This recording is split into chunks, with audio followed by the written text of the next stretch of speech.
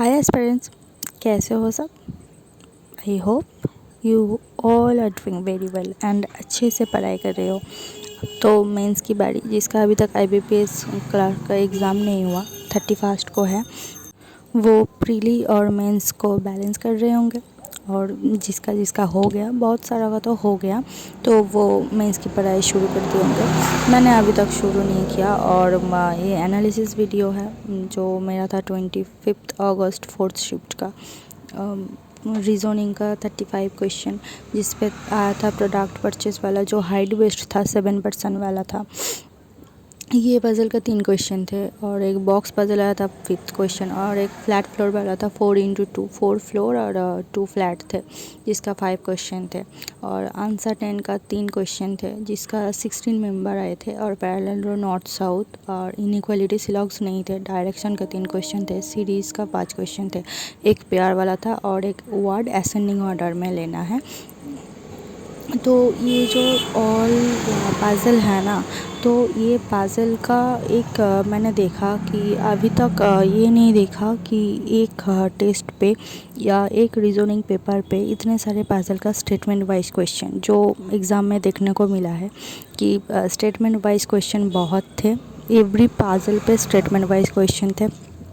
और ये डायरेक्शन वाला जो थे ना, ये तो पूरा के पूरा पज़ल टाइप का लग रहा था। एक छोटा जो ऑर्डर रैंकिंग वाला जो पज़ल होता है, 6-7 लाइन का होता है, तो ऐसे ही थे। बट जल्दी से बन गया था, बट लाइन बहुत थे, तो देख के डर लगता है कि ये इतना सारा लाइन पढ़ना भी तो होगा ना।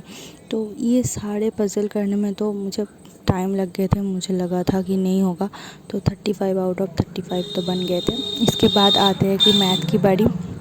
तो ये सिंप्लीफिकेशन का 10 क्वेश्चन थे। मुझे लगा कि होगा नंबर सीरीज या क्वाड्रेटिक, बट नहीं थे क्वाड्रेटिक। अरिथमेटिक का 15 क्वेश्चन थे और 2 DI आए थे मेरे पेपर पे। तो एक टेबल था और एक लाइन था। तो ये जो DI थे, टेबल DI इजी थे, बट लाइन ग्राफ ये भी इजी थे। डिजिट हार्ड नहीं थे, बट जो क्वेश्चन आया था वो क्वेश्चन कैलकुलेटिव था, डायरेक्ट नहीं हो रहा था, तो कैलकुलेटिव था। तो मैंने पहले की सिंप्लीफिकेशन, उसके बाद मैंने की DI, और DI के बाद मैंने की एरिथमेटिक का 15 क्वेश्चन थे। मुझे लगा था कि नहीं होगा, बट क्या हुआ कि एक SICI वाला क्वेश्चन थे और एक मेंसुरेशन का क्वेश्चन थे। मेंसुरेशन का question square, circle and rectangle वाला था, जो एक साथ पेयर रेडियस और लेंथ का रेशियो दे रहा था, या लिंक थे उसके मिड पे। वर्क डिस्टेंस वाला था, पार्टनरशिप था, एज था। तो मुझसे बोट एंड स्ट्रीम नहीं हुआ। तो ये सब हो के मेरा मैथ में बने सिर्फ 29, जो मैंने नहीं सोच के गए थे कि 29। मुझे लगा था कि 30 तो होंगे या 31-2 हो सकते, बट नहीं हुआ। इसके बाद इंग्लिश का 3 क्वेश्चन आते हैं, जो RC का 10 क्वेश्चन थे। और यहाँ पे 2 क्वेश्चन वोकैब के थे, एंटोनिम सिनोनिम वाला थे, या सिमिलर मीनिंग वाला थे, और एक थे फिल इन द ब्लैंक्स थे। बट मैंने तो करके आई, मुझे लग रहा है कि नहीं होगा। और RC का एक क्वेश्चन मैंने छोड़ दी, एक क्वेश्चन इनडायरेक्ट थे, तो मुझे लगा कि शायद गलत हो जाए, तो इसलिए मैंने नहीं किया। पैराजम्बल का 5 क्वेश्चन थे, जो पैराजम्बल मैंने अटेम्प्ट किया था। और फिलर का 4 क्वेश्चन थे, एक ही अटेम्प्ट किया और वही गलत हो गया। बताओ क्या करें। और एरर का क्वेश्चन बहुत ही छोटा था। एक जो लाइन होता है सेंटेंस का, बहुत ही छोटे पार्ट थे, बट मैंने 1 या 2 ही अटेम्प्ट किया। और उसके बाद वर्ड स्वेप का 2 क्वेश्चन थे, फ्रेज तो मैंने नहीं किया, तो मेरा हुआ 24/30। तो बट इंग्लिश का तो मुझे 100% एक्यूरेसी कभी नहीं होती, तो इसलिए मुझे डर लग रहा है कि नहीं होगा।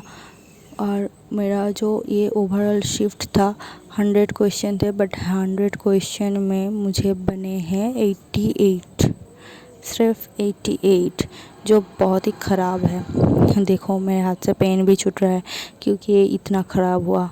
90+ होता तो अच्छा होता, बट 90+ तो नहीं हुआ, तो 88 हुआ। देखते हैं कि क्या होता है क्या नहीं।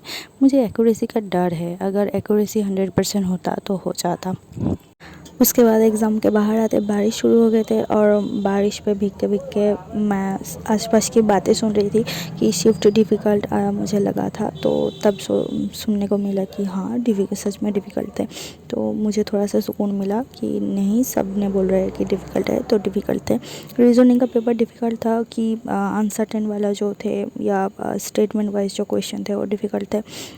और जो अनसर्टेन वाला था उसका मैंने एक लाइन तो गलत पढ़ ली और गलत पढ़ के जो 2 पॉसिबिलिटी आए थे मैंने गलत वाला को सही कर दिया। उसके अकॉर्डिंग मैंने आंसर करने लगी। तो लास्ट पे जो क्वेश्चन आया था तो वो क्वेश्चन मुझे उस पज़ल के आंसर से मैच नहीं हो रही थी। तो तब मुझे लगा कि मैं शायद कुछ गलत कर रही हूँ। तो तब मैंने 2 पॉसिबिलिटी को अच्छे से चेक किया और उसके बाद लगा कि मैंने एक लाइन गलत पढ़ दी थी और जो मैंने काट दिया था वो सही होगा। तो उसके अकॉर्डिंग मैंने किया। तो अगर वो क्वेश्चन नहीं होते तो मेरा तो एक पज़ल गलत ही हो जाता। और जो हाइट बेस्ड था वो 7 मेंबर वाला थे, बट वो इतनी क्या बोले, इतनी पज़ल हम लोगों को पज़ल बना रहा था क्योंकि हाँ उसका लाइन थे बहुत ही कम और जो लाइन थे एटलीस्ट ये वाला था, डायरेक्ट कुछ नहीं बोल रहा था। तो इसलिए और भी ज़्यादा मुश्किल हो गया और सब बाहर आके यही बोल रहे थे कि गलत पढ़ लिया था या इतना पज़ल बना रहा था, यही बोल रहे थे सब। तो तब मुझे लगा कि नहीं, मुझे डिफ़िकल्ट नहीं लगी तो और औरों को भी लगा है तो सच में डिफ़िकल्ट थे।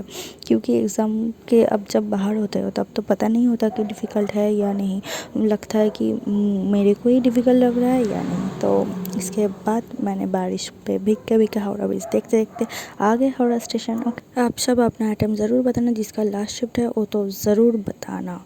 Okay bye, take care.